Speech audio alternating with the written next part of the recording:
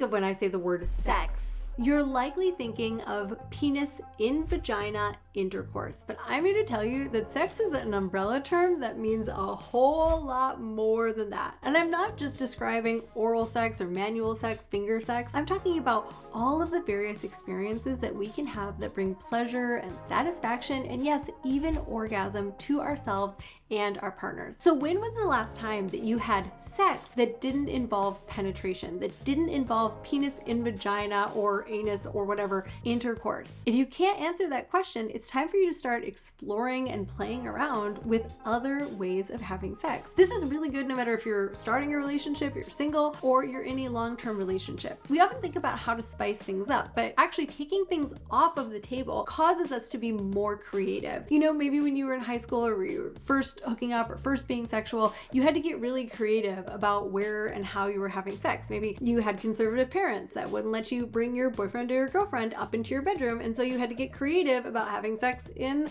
a car or in the woods or underneath the bleachers of your high school football stadium or whatever you were doing when you were a teenager growing up. I'm just saying that when you have constraints, it forces you to get more creative. So if you take penetration off the table, what can you do? There are erotic massages. I have courses on YONI massage and Lingam massage. That's vulva massage and cock massage that you could play with. Those are very, very sexual, very erotic, very orgasmic, very connecting, but they don't require penetration. You can involve toys in the bedroom. You can bring in a vibrator. You can bring in sensation items and create a sensory experience for your lover with things that feel good and smooth and soft, like maybe fur mitts or fans. Or you could bring in things that feel like kind of kinky and naughty, like the Wartenberg pinwheel or my famous X-Men claws from my show Good Sex. It's up to you to figure out what's going to feel stimulating, arousing, and fun, but I invite you to experiment, to try a lot of different things, taking sex and making it mean so much more. One of the things that I sometimes joke with, you might define sex as intercourse, but if you found out that your lover or your partner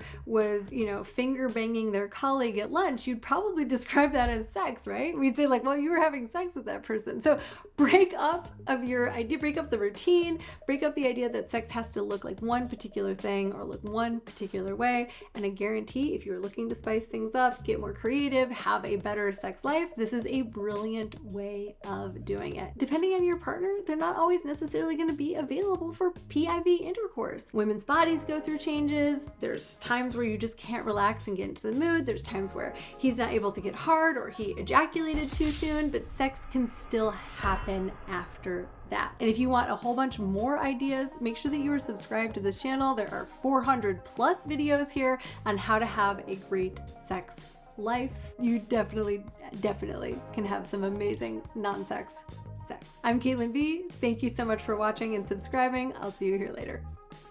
Bye.